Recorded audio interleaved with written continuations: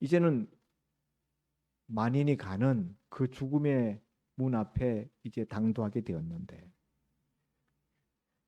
히스기야는 이때부터 하나님 앞에 기도하기를 어, 시작합니다.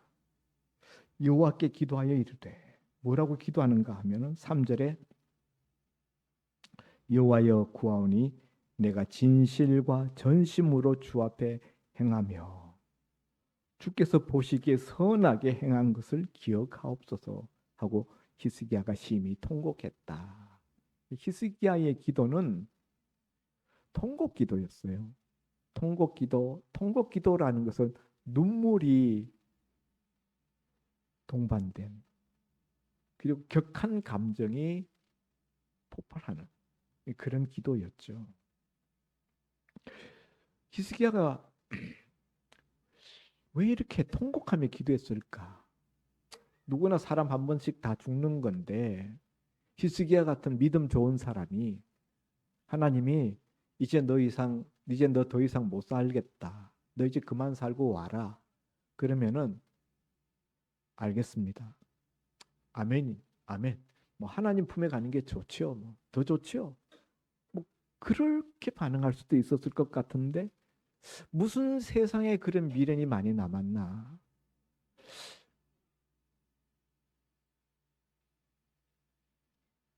개똥밭에 굴러도 이 세상에 낫다고 그런 겁니까? 왜 이렇게 하나님이 부르시는데 천국 갈 걸 알면서도 왜 이렇게 통곡하고 눈물 흘리고 난린가요? 사실은 왕이라는 신분은 백성들 앞에서 쉽게 눈물을 보일 수 있는 위치가 아닙니다. 왕이 앞에서 대성통곡하고 눈물 흘리고 그러면은 백성들은 어떻겠습니까? 특히 지금 아시리아 제국에 와가지고 이스라엘 나라를 다 지금 쳐서 수많은 성읍들이 다 함락되어지고 많은 백성들이 재물을 약탈당하고 포로로 사로잡혀 가고 있는데, 예? 그런 그 비참한 와중에 왕이라는 사람이 백성들 앞에서 의연한 태도를 보이지 못하고 자기 병든 것을 인하여서 눈물 흘리고 통곡한다. 백성들이 얼마나 불안할까요? 그런 왕의 모습을 보면은 좀 왕이 채통을 차렸으면 좋겠다. 우리가 이렇게 볼 수도 있는 대목이에요. 히스기야는 왜 이렇게 심하게 통곡했을까요? 죽음이 겁나서? 뭐 그렇게 생각할 수도 있겠죠. 당시 히스기야의 나이가 약관 39살이에요. 그러니까 죽기에는 너무 젊은 나이죠. 40도, 40도 못된 나이에 하나님이 부르시니까 너무 억울하다는 생각, 인간적으로 하나님 저 40도 못 됐는데요. 벌써 부르십니까? 너무 억울합니다. 이런 생각 들 수 있을 것 같아요. 또 히스기야가 하나님 앞에 얼마나 충성된 그런 삶을 살았던 인물입니까? 왕위에 오르자마자 그 아버지 아하스 때 문 닫아 버렸던 성전 대문에 대못을 박아 버렸는데 제사 드리러 들어가지 못하도록, 하나님 예배하지 못하도록 그 대못을 뽑고 성전 문을 개방하고 성전 안에 있는 우상들 다 끄집어내서 다 타파하고 하나님의 성전을 정화시키고 이스라엘 백성들에게 수백 년 동안 지키지 않았던 유월절 절기를 지키게 하고 11조 헌금을 드리게 하고 대대적인 개혁을 진행했습니다. 산당도 다 회파했어요. 우상 숭배의 본거지가 되고 있던 산당 제사도 다 없애버렸어요. 히스기야 같이 하나님 앞에 경건하고 하나님을 진심으로 섬겼던 왕은 다윗 이후로는 전무후무했다라는 것이 성경의 평가인데, 왜 이렇게 빨리 죽게 하십니까? 39살. 아마 히스기야의 통곡 속에는 내가 하나님을 지난 날 얼마나 하나님 앞에 충성되게 하나님을 섬겼는데 하나님 이렇게 젊은 나이에 저를 세상에서 부르시다니 억울합니다. 하나님. 이런 마음도 있었을 것 같아요. 그 통곡의 눈물 속에는 제가 히스기야에게 직접 물어보지는 않았습니다만은 짐작해보면 그렇지 않겠습니까? 제가 히스기야 입장이라면 아마 그런 마음이 들 것 같아요. 히스기야가 심히 통곡했는데, 그러나 히스기야의 이 심한 통곡 속에는 자기를 생각해서 자기의 생애에 대한 미련 때문에 이렇게 통곡하는 것보다는 조국 유다 나라의 운명을 생각하면서 통곡한 것이 더 컸다, 더 크지 않았을까. 나라가 멸망 직전에 지금 놓였어요. 다윗 이래로 수백 년 동안 이어져 왔었던 그 다윗 왕국이 지금 자기 대에 와서 아시리아에게 멸망당할 위기에 놓인 거예요. 풍전등화와 같은 조국 유다 나라의 운명을 바라보면서 자기가 여기서 하나님 앞에 부름받아서 결국 죽음의 강을 건너가면은 이 조국 유다 나라의 운명이 어떻게 될까? 왕도 없이, 왕만 없는 게 아니라 왕자도 없어요. 히스기야 나이 39이 될 때까지 자식이 하나도 없었어요. 자식을 낳지 못했어요. 그러니 왕위를 이을 왕세자도 없이 세상을 떠나는 거예요. 그런 그 나라의 비극적인 미래를 생각할 때 나라가 어떻게 될까? 이 조국 유다 나라가 내가 죽음과 동시에 이 나라도 운명을 고하지 아니할까? 이런 생각이 겹쳐지면서 히스기야의 통곡은 하나님 앞에 더 깊어졌다. 그 통곡의 곡소리가 더 컸다. 히스기야의 눈물이 더 넘쳤다라고 생각됩니다. 도대체 하나님은 왜 이렇게 하나님 잘 섬기고 충성하고 잘 해보려고 했었던, 하나님도 인정하고 칭찬했던 그 히스기야를 이 젊은 나이에, 이 나라가 이렇게 유다 나라가 풍전등화의 위기 앞에 놓여 있는 이때에, 하필 그때에 히스기야 너 이제 그만 살아라. 너 이제 더 이상 못 산다. 신변을 정리해라. 집안 정리해라. 이런 이해할 수 없는, 너무나도 가혹한 이런 말씀을 하나님은 왜 이때 하시는 걸까요? 우리 인생이 하나님 하시는 일을 다 이해할 수 없습니다만 당시 히스기야가 그 마음속에 참 이해할 수 없는 하나님. 사람이 하나님을 이해한다는 것이 불가능한 일이지만은 인생이 어떻게 신을 이해할 수 있겠습니까? 그러나 해도 하나님 참 너무 이해가 안 됩니다. 그랬을 것 같아요.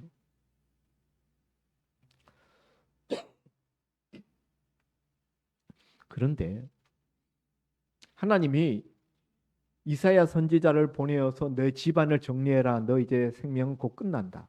이렇게 말할 때는 하나님이 이거 완전히 결정했다는 거예요. 확정적이라는 거예요. 돌릴 수 없는 하나님의 뜻이라는 것입니다. 그런데 히스기야가 이렇게 낯을 벽으로 향하고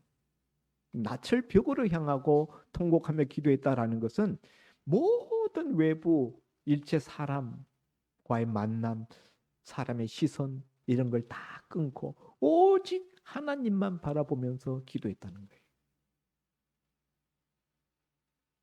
그렇게 하나님 앞에 통곡하며 기도했는데 이사야 선지자가 히스기야 왕에게 그렇게 하나님의 메시지를 전달하고 성 바깥으로 나가는데 4절에 보니까 이사야가 성읍 가운데까지도 이르기 전에 여호와의 말씀이 다시 히스기야에게 임하여 이르시되 너는 돌아가서 히스기야에게 이같이 이르라. 왕의 조상 다윗의 하나님 여호와의 말씀이 내가 내 기도를 들었고 5절 말씀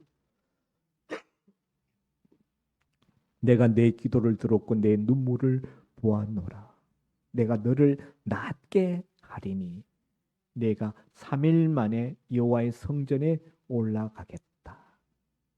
예, 이사야 선지자가 하나님의 그 사형 선고를 전달하고 성문을 빠져나가는데 히스기야의 그 눈물의 통곡 기도를 하나님이 들으시고 히스기야의 그 통곡의 눈물을 보시고 선지자에게 다시 메시지를 주십니다. 다시 말씀을 주십니다.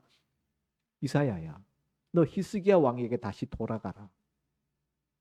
내가 그에게 다시 말씀을 주노라. 그러면서 내가 내 기도를 들었고 히스기야 왕의 기도를 들었다는 거예요. 내 눈물을 보았고 그래서 내가 뜻을 돌이켜서 너를 낫게 하겠다. 이 나을 수 없는 병이었는데 하나님이 낫게 하겠다는 거예요. 그리고 낫게 하는데 하나님이 사흘 만에 여호와의 성전에 올라가겠다. 이때까지 살이 다 빠지고 죽음에 이를 때 사람의 모습이 어떠합니까? 기력이 다 없어지고 그랬는데 하나님이 히스기야를 3일 만에 성전에 걸어서 올라갈 정도로 그 기력과 그 건강 상태를 하나님이 양호하게 하나님이 만들어 주시겠다는 거예요.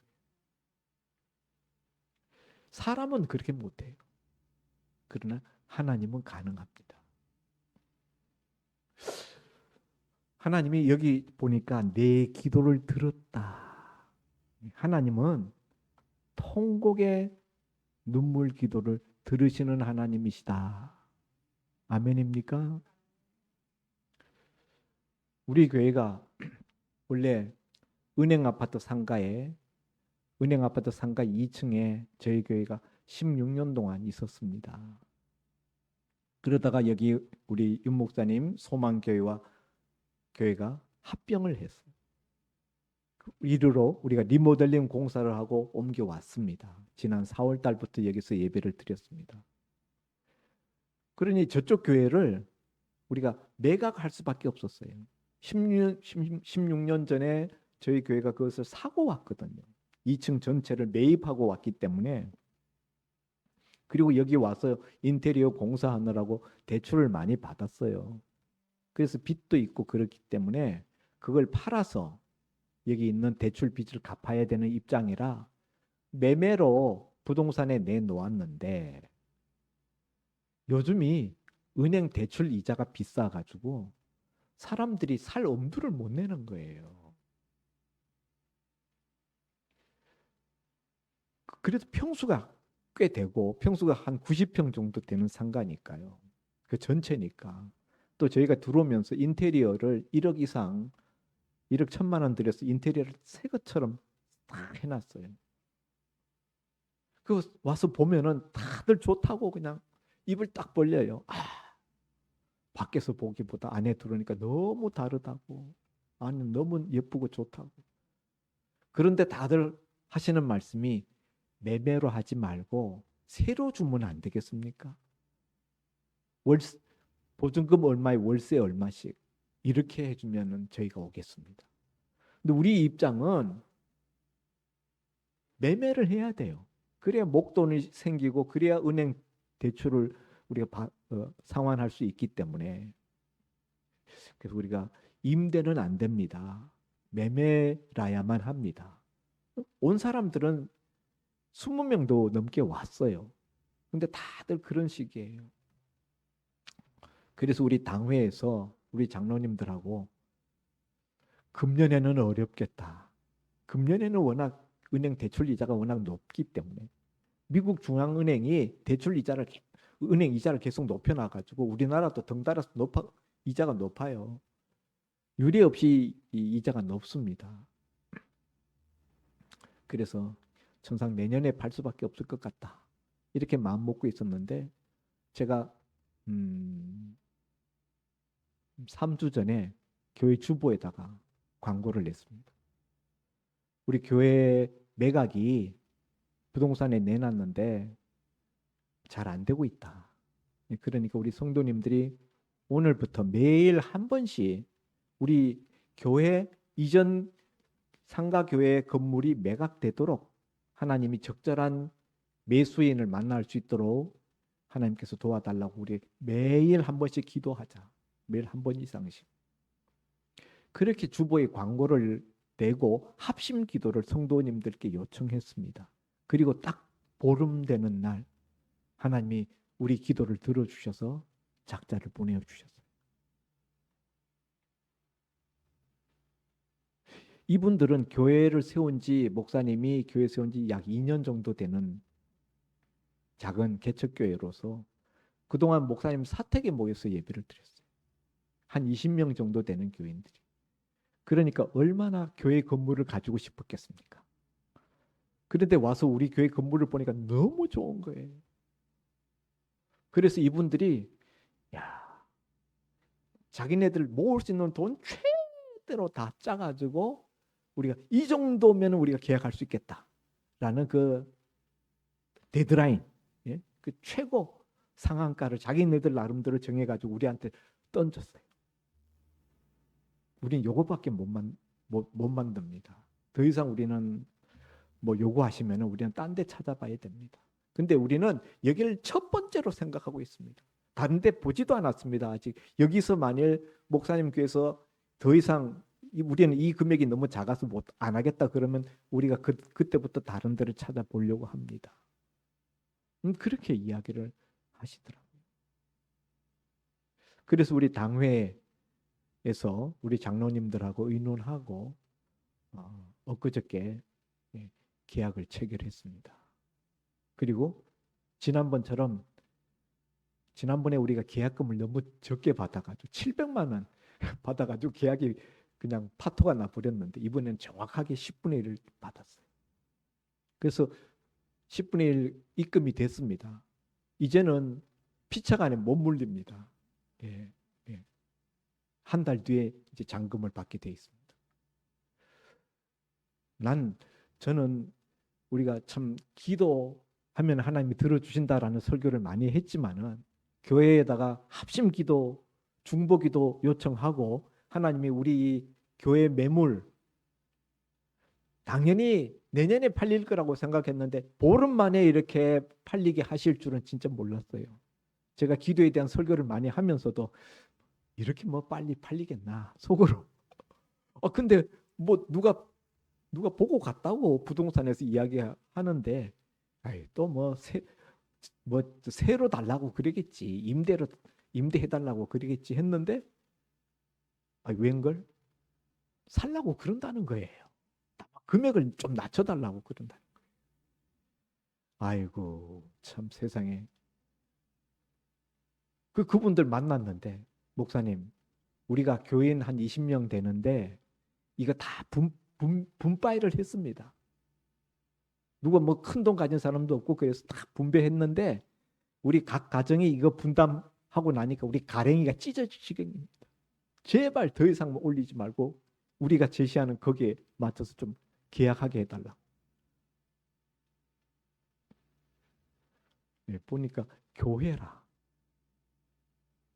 처음에는 혹시 이단이 아닌가 해서 제가 이 교단 증명 같은 거 있냐 이렇게 확인해 보고 그랬는데 이단은 아니에요. 보니까 군소교단이라. 그리고 이제 그 온 성도 중에 한 명을 우리 사모가 전에 그 남부 복지 타운에서 뭐 미용 교육 받을 땐가 가서 같이 이렇게 교육 받았던 사람이 거기 교인 중에 한 명이 있었어. 그 사람 카톡을 열어보니까 하나님은 거룩하시다라는 것이 대문에 떠 있더라고. 이단들은 그런 말 안 쓰거든. 그리고 그 목사님 사모님도 보니까 순진하시고 헌신적이시고 그렇더라고요. 좋은 사람 같아 보이더라고요. 제가 생각하기에는 어쩌면은 목사님이 그 사택을 팔아가지고 사택도 뭐 조그만 사택인데 조그만 아파트인데 오래된 그 아파트 팔아서 어쩌면은 우리 교회 건물 안에 들어와서 사실지도 모르겠다. 교회 대금은 마련하기 어려우니까 사택 팔아서 넣고 우리 소예배실을 아마 그 사택으로 꾸밀지도 모르겠다라는 느낌이 저는 살짝 들었어요. 제가 속으로 우리 교인보다 훌륭하다. 우리 교인들이 만일 그 많은 돈을 1인당 제가 계산해 보니까 1인당 적어도 2천만 원 이상, 2,500만 원 정도 분담을 해야 되겠더라고요. 우리 성도 숫자 가지고 남자, 여자 한 가정이면 5천만 원이 되는 거예요. 우리 성도들한테 제가 만약 그렇게 한다면은 아마 교회 떠날걸? 그래서 제가 야, 이 교인들 훌륭하다. 거기 성도들 훌륭하다. 그런 생각했습니다. 야, 하나님이 참 어쨌든 또 그런 분들을 만나서 제가 참 교회가 왔으면 참 좋겠다. 늘 그렇게 기도했거든요. 그래서 거기 있는 것 다 그냥 밀어드리기로 했어요. 거기 강대상, 장의자, 피아노, 스피커, 예?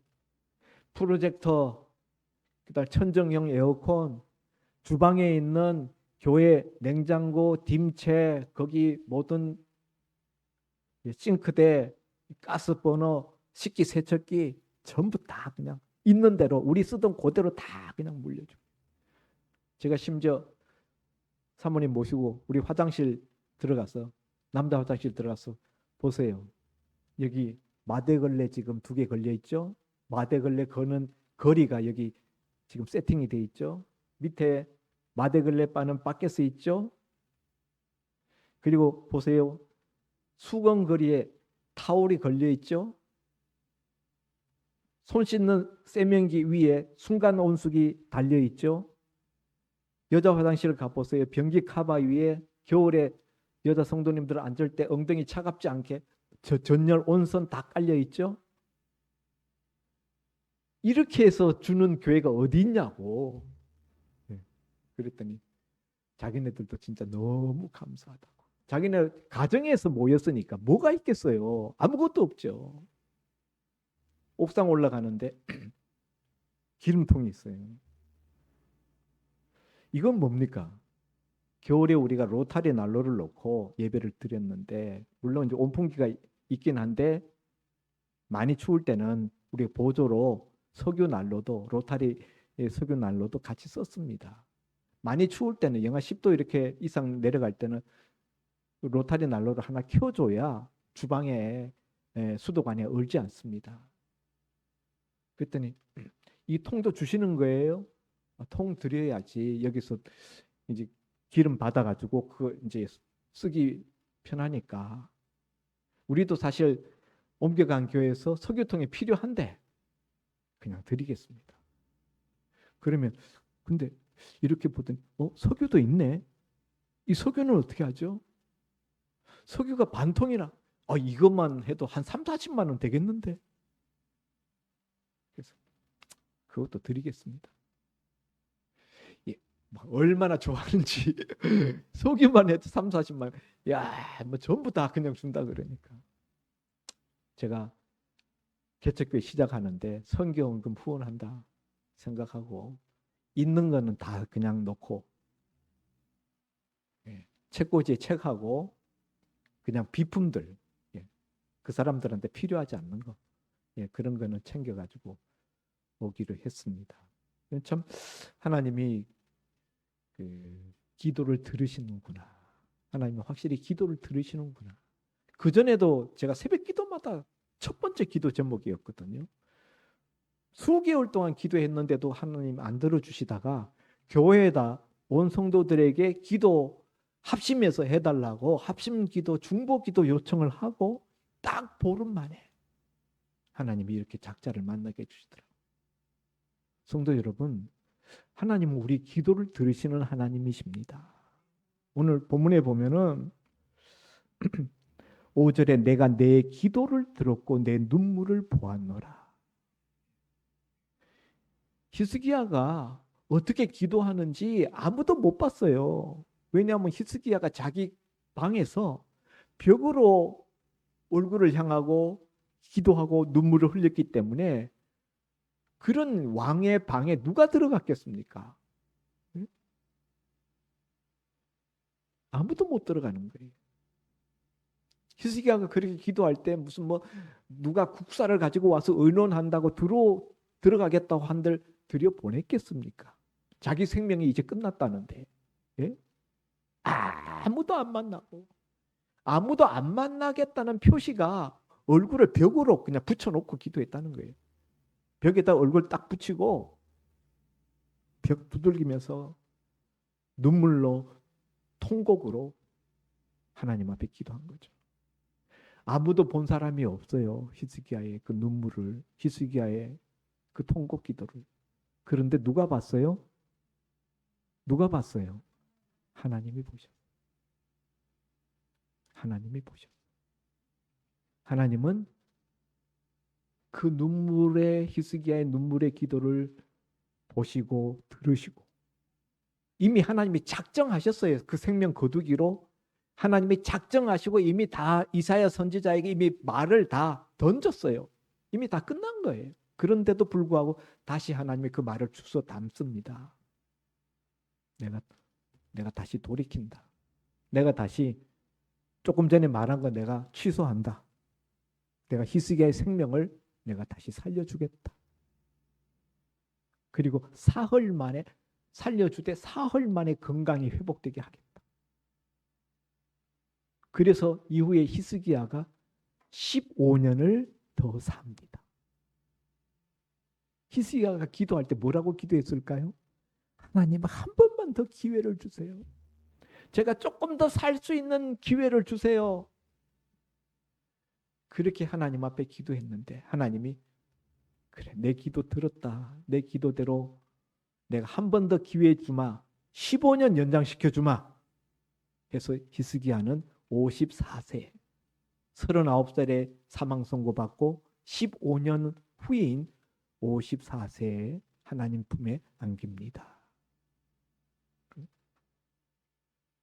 한 30년 더 주셨으면 좋았을 텐데 아쉽기는 하지만 우리도 그래요. 하나님 우리가 원하는 대로 좀 금액을 좀 우리 원하는 대로 맞춰줬으면 좋았을 텐데 근데 좀 아쉬워요. 지난번보다 2천만 원 깎였어요. 지난번 계약 때보다. 그래도 1년이면 이자가 나가는 게 4천만 원이니까 우리 빨리 매각하는 게 그게 상책입니다. 자, 오늘 히스기야 왕의 눈물의 통곡 기도를 들으시고 뜻을 돌이키신 히스기야 왕에 대한 사망 선고를 취소하시고 그의 생명을 15년 연장시켜 주신 하나님의 역사하심을 우리가 들었습니다. 하나님은 기도를 들으시고 눈물을 보시는 하나님이시다. 아멘이죠. 오늘 우리도 내 힘으로 어찌할 수 없는 막다른 골목 그런 상황에 처할 때 있습니다.